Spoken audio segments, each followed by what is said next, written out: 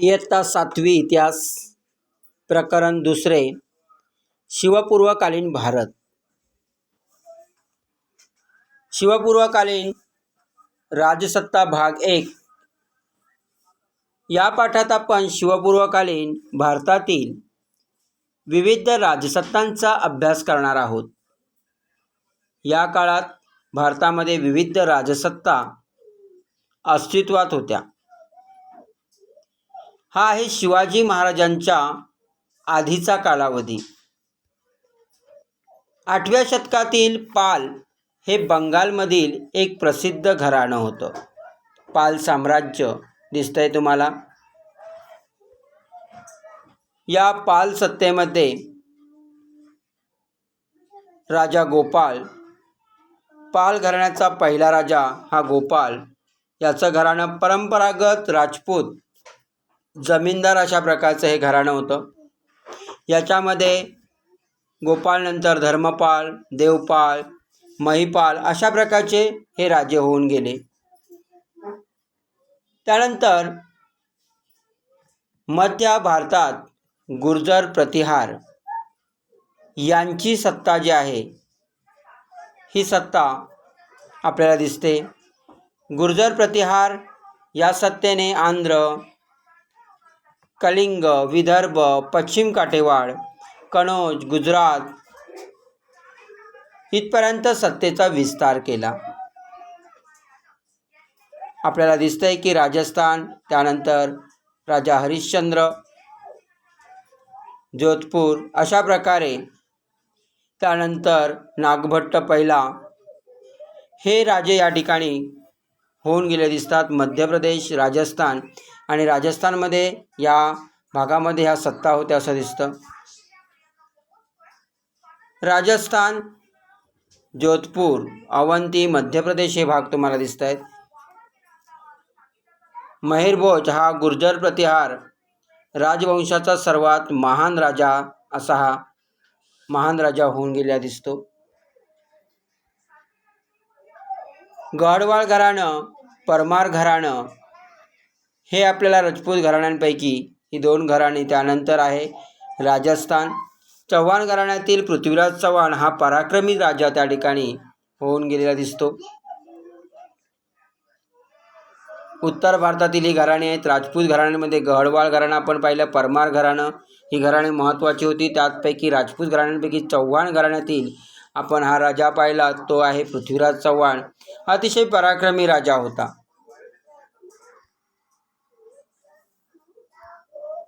पृथ्वीराज 1177 मध्ये पित्याच्या निधनानंतर गादीवर आला आणि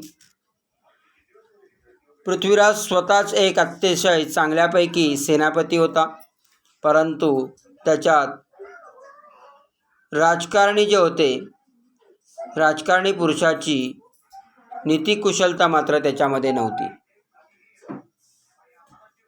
आणि हा तराई येथील पहिलं जे युद्ध झालं, या युद्धात पृथ्वीराज चव्हाण याने मोहम्मद घुरी या घुरीचा पराभव केला आणि घुरी पुन्हा परत पुन्हा त्याने आक्रमण केलं। आपल्याला माहिती आहे की या पृथ्वीराज चव्हाणाने आपला राज्याचा विस्तार केलाच होता। त्याच्यामध्ये तराईच्या या युद्धात, दुसऱ्या युद्धात मोहम्मद घुरी यांनी पुन्हा आक्रमण करून पृथ्वीराज चव्हाण याचा पराभव केला।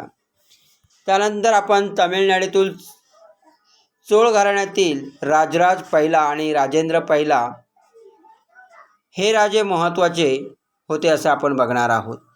चोळ घराणं, तमिळनाडू, हा बघा राजराज पहिला। त्यानंतर चोळ घराण्यातील तमिळनाडूमधीलच राजेंद्र पहिला असे महत्त्वाचे राजे। राजराज पहिला चोळ घराणं तमिळनाडू याने आपल्या सत्तेचा जो आहे तो विस्तार केलेला दिसतो। त्याच्या सत्तेचा विस्तार ओडिशा, बंगाल, मगध हा भागात झालेला दिसतो। चोळांनी आरमाराच्या जोरावर मालदीव बेटे, श्रीलंका असा भाग जिंकून घेतला। त्याचबरोबर कर्नाटक या कर्नाटकातील होयसळ घराण्यातील विष्णुवर्धन या राजाने संपूर्ण कर्नाटक जिंकला. होयसळ घराणा तुम्हाला दिसतंय, कर्नाटक हा पूर्ण जिंकला. त्यानंतर महाराष्ट्रातील आपण बघणार आहोत राष्ट्रकूट घराण्यातील गोविंद तिसरा याच्या कारकिर्दीत राष्ट्रकूट सत्ता ही कनौजपासून रामेश्वरपर्यंत पसरलेली होती. पुढे कृष्ण तिसरा याने अलाहाबादपर्यंतचा प्रदेश जिंकून घेतला. अशा पद्धतीने शिवपूर्वकालीन राजसत्ता भाग 2 आपण बघतोय. याच्यामध्ये महाराष्ट्रातील राष्ट्रकूट वंशाची राजसत्ता होती. शिलार आणि 3 घराणी पश्चिम महाराष्ट्रात उदयास आली. पहिलं घराणं उत्तर कोकणात ठाणे आणि रायगड, दुसरं घराणं दक्षिण कोकणात, तर तिसरं घराणं कोल्हापूर, सातारा, सांगली, बेळगाव या जिल्ह्यांच्या काही भागात राज्य करीत होतं.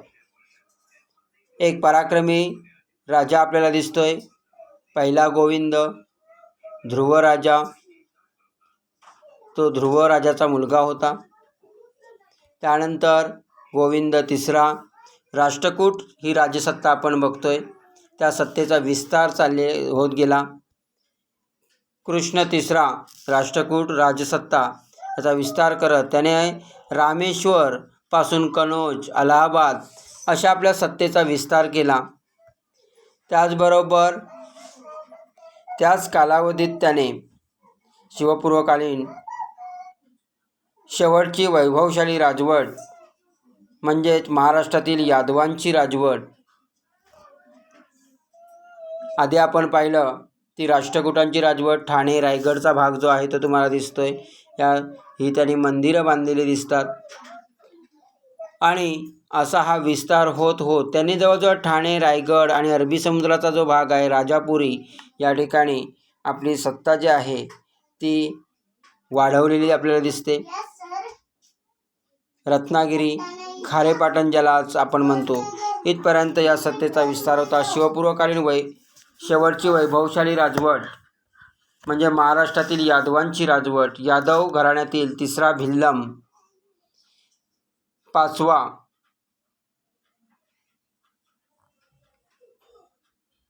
याची राजधानी औरंगाबाद जवळील देवगिरी येथे होती. त्याने कृष्णा नदीच्या पलीकडे आपल्या सत्तेचा विस्तार केला. अशा प्रकारे आपल्या सत्तेचा विस्तार तो वाढवत यादवांचा काळ हा मराठी भाषा आणि साहित्य याचा सुवर्णकाळच आपल्याला मानावा लागेल. ह्या राजसत्ता जी आहे भिल्लम हा 5वा आहे यादवांचा काळ. या भिल्लमाच्या कालावधीमध्ये 12व्या शतकाच्या अखेरीस या वंशात 5वा भिल्लम हा बलाढ्य राजा उदयास आला होता. त्याने दौलताबाद, यादव राजसत्ता आणि त्याचबरोबर कृष्णा नदीचा काठ तुम्हाला दिसतोय. आणि याच कालावधी मराठी भाषा अतिशय आणि साहित्य याचा सुवर्णकाळच तो मानावा लागेल. याच काळात महाराष्ट्रात महानुभाव आणि वारकरी या संप्रदायाचा उदय झाला. कारण त्याच काळात महाराष्ट्रात महानुभाव आणि वारकरी संप्रदाय अतिशय मोठ्या जोमाने पुढे वाढत गेलेला आपल्याला दिसतो. पुढे आहे वायव्येकडील आक्रमणे. महाराष्ट्रामध्ये राष्ट्रकूट, यादव अशा स्थानिक घराण्यांची सत्ता असली तरी उत्तरेत मात्र जर आपण पाहिलं तर वायव्येकडून आलेल्या या आक्रमकांनी तेथील स्थानिक सत्तांना जिंकून आपला अंमल बसवला. अरब साम्राज्य हे अनेक साम्राज्य आहेत ते आपल्यावरती आक्रमण करू लागले. दरम्यानच्या काळात मध्य पूर्वेत अरब ही सत्ता होती. या सत्तेचा उदय झालेला होता. साम्राज्याचा विस्तार करण्यासाठी अरब सत्ताधीश भारताकडे वळले. 18व्या शतकामध्येच मोहम्मद बिन कासिम या अरबी सेनानी सिंध प्रांत जो आहे या सिंध प्रांतावरती स्वारी केली आणि त्यावेळी त्या ठिकाणी दाहिर या राजाचा प्रतिकार मोडून काढून त्याने सिंध प्रांत जिंकला. म्हणजे आपल्या भारताशी त्याचा राजकीय संबंध आला. हा दाहिर राजा आहे आणि याला हरवून तो भारताचा भाग जिंकला आणि या स्वारीमुळे भारतामध्ये अरबांचा भारताशी राजकीय संबंध प्रथमच आला. या पुढील काळात मध्य आशियामधून हे जे तुर्क आहेत, हे तुर्क त्याचबरोबर अफगाण, मुघल हे लोक भारतात आले आणि त्याने आपल्या भारत जो आहे या आपल्या भारतामध्ये आपली सत्ता स्थापन केली. त्यामुळे हज्जाजला वाटलं की या लुटीमागे आता लूट करणं हा एकमेव त्यांचा उद्देश होता भारतातली, आणि म्हणूनच त्याने दाहिर राज्यावरती आक्रमण करण्यासाठी त्याला पाठवलं होतं. अशा पद्धतीने आपण पाहिलं मोहम्मद बिन कासिम, हा जो मोहम्मद बिन कासिम आहे त्याने दाहिरला धडावर शिकवण्यासाठी त्याने त्याच्या सेनापती मोहम्मद बिन कासिमला सिंध प्रांतावर स्वारी करून पाठवलं आणि या मोहम्मद बिन कासिमने दाहिर राज्याचा पराभव केला असं आपण पाहिलं आणि आपला राजकीय संबंध भारताचा त्यांच्याशी प्रथमच आला. इसवी सनाच्या 11व्या शतकात भारतावर तुर्कांची आक्रमणं होऊ लागली. यापुढील काळात मध्य आशियातील हे तुर्क, अफगाण, मुघल हे लोक भारतात आले. त्याच्यामध्ये बघा हे वेगवेगळे मुघल, तुर्क, अफगाण हे लोक आहेत.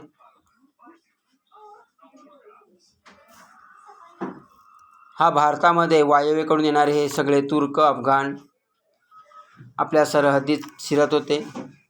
यात प्रामुख्याने अफगाणिस्तानातील गझनीचा मुहम्मद याचा महत्त्वाचा वाटा होता आणि त्याचा महत्त्वाचा उद्देश होता की भारताची लूट करणं. अफगाणिस्तान आणि गझनी, तुम्हाला माहिती आहे हा गझनीचा जो भाग आहे तिथून भारतामध्ये वायव्य सरहद्द प्रांतातून त्यांनी आक्रमण करायला सुरुवात केली आणि त्याने ही जी ठिकाणं आहेत ती लुटायला सुरुवात केली. अशा या मुहम्मद गझनीने आपल्या भारतावर 17 स्वाऱ्या केल्या होत्या आणि त्याच्यामागे फक्त एकमेव त्याचं कारण होतं की लूट करणं. म्हणजे 1001 ते 1027 या कालावधीमध्ये 17 स्वाऱ्या केल्या. त्यानंतर पहिल्या स्वारीत त्याने आपला पराभव करून म्हणजे त्याने जयपालचा पराभव करून सिंधूच्या पश्चिमेकडील सर्व मुलूक त्याने खालसा केला होता, लुटला होता. आपल्या सत्तेचा विस्तार करत भारताच्या या वायव्य सरहद्दीपर्यंत ते सगळे लोक येऊ लागले.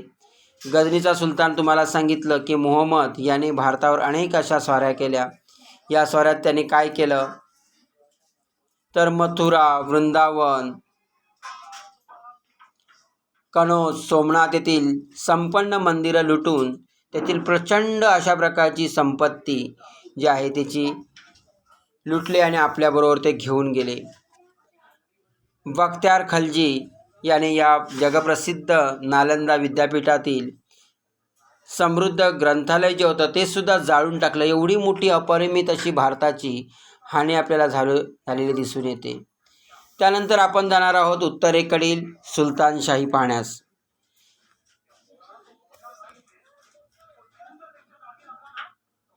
बाळांनो, इसवी सन 1175 ते 1178चा हा कालावधी.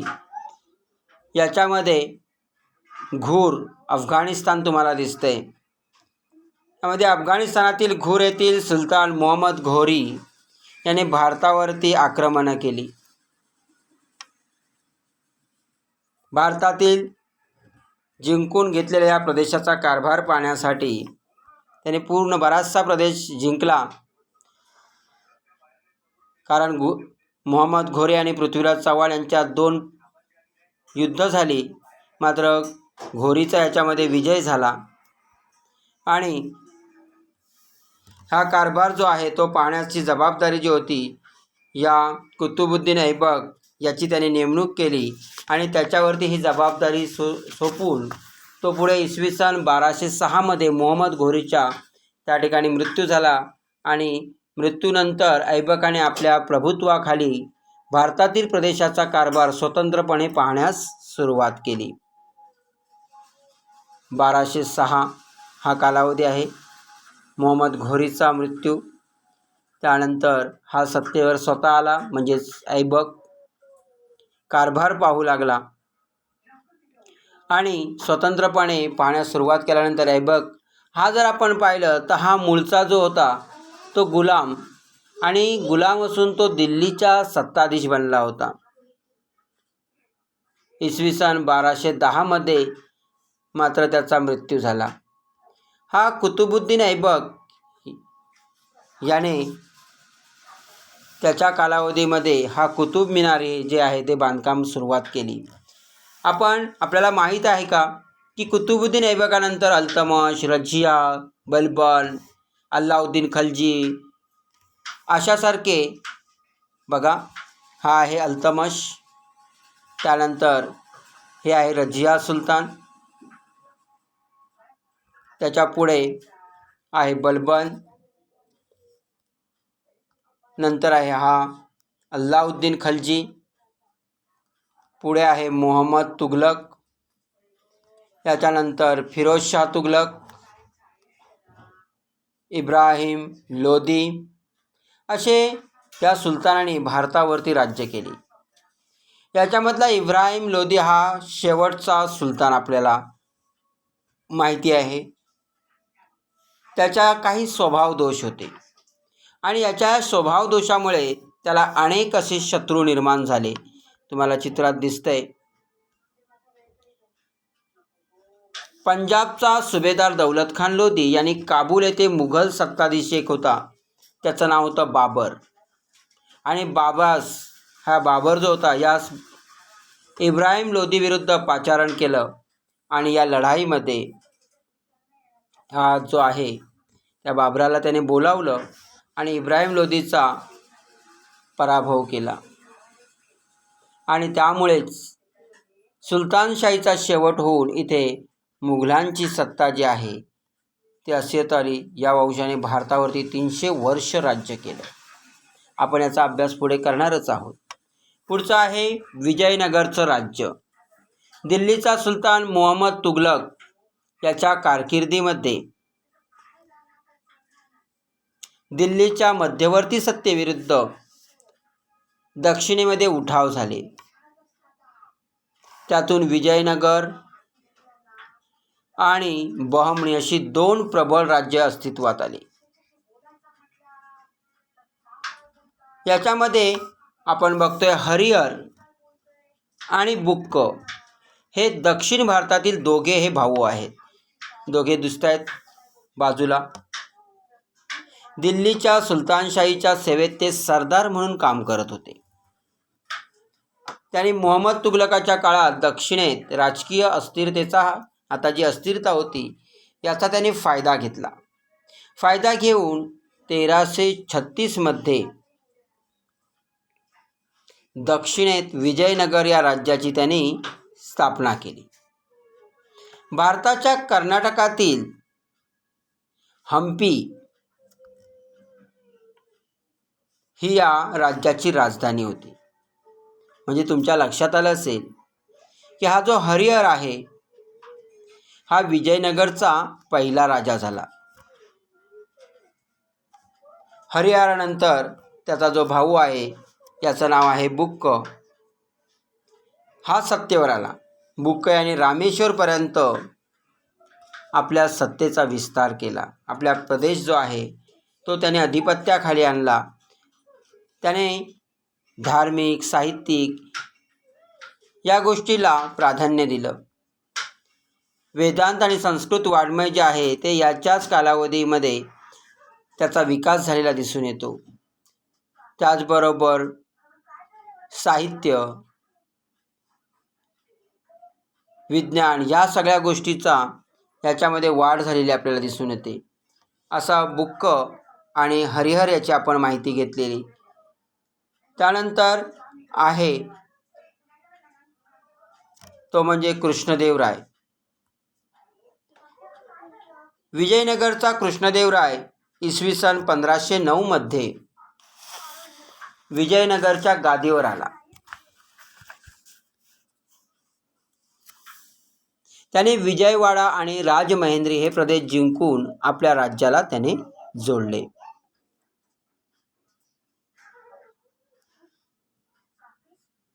बहमनी सुलतान महमूद शाह याच्या नेतृत्वाखाली एकत्रित आलेल्या सुलतानांच्या सैन्याचा त्यांनी पराभव केला. कृष्णदेवरायाच्या या कारकिर्दीत विजयनगरचं राज्य पूर्वेस कटकपासून ते पश्चिमेमध्ये गोव्यापर्यंत, तर उत्तरेस रायचूर दोआबचा प्रदेश, दक्षिणेत हिंदी महासागरापर्यंत पसरलेलं होतं. अशा प्रकारे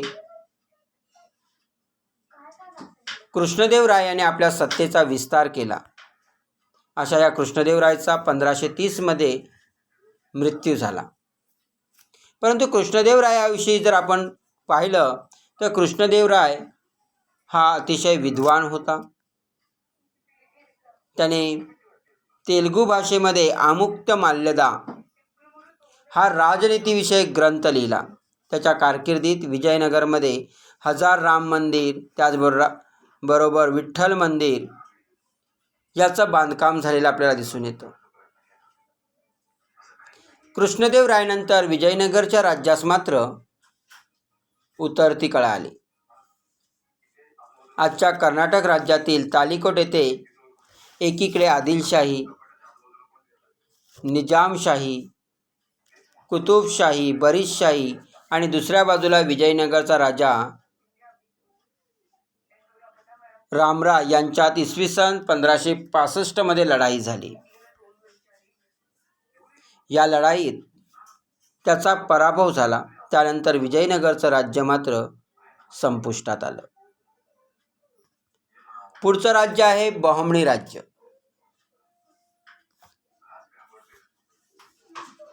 मुहम्मद तुघलकाचे वर्चस्व झुगारून देण्यासाठी दक्षिणेकडील सरदाराने आपण पाहिलं की बंड केलं. या सरदारांचा प्रमुख हसन गंगू याने दिल्लीच्या सुलतानाच्या सैन्यांचा पराभव केला. हे 14वं शतक आपण पाहतोय. इसवी सन 1347 नवीन राज्य अस्तित्वात आलं आणि यास बहमणी राज्य असं म्हणतात. या राज्याचा पहिला सुलतान हसन गंगू हा बहमणी राज्याचा पहिला सुलतान झाला. त्याने कर्नाटक राज्यात गुलबर्गा येथे आपली राजधानी स्थापन केली.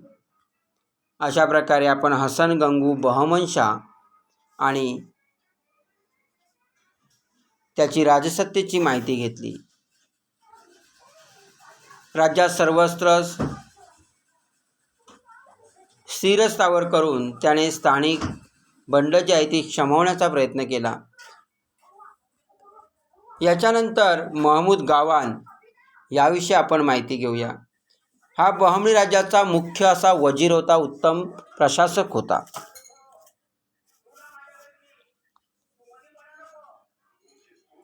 बहमणी राज्य याने हसन गंगू बहमन शाहने वाढवलं. त्याला अतिशय महत्त्वाचा दुजारा दिला तो महमूद गावान याने. निजामुद्दीन महमूद गिलानी असं त्याचं नाव होतं.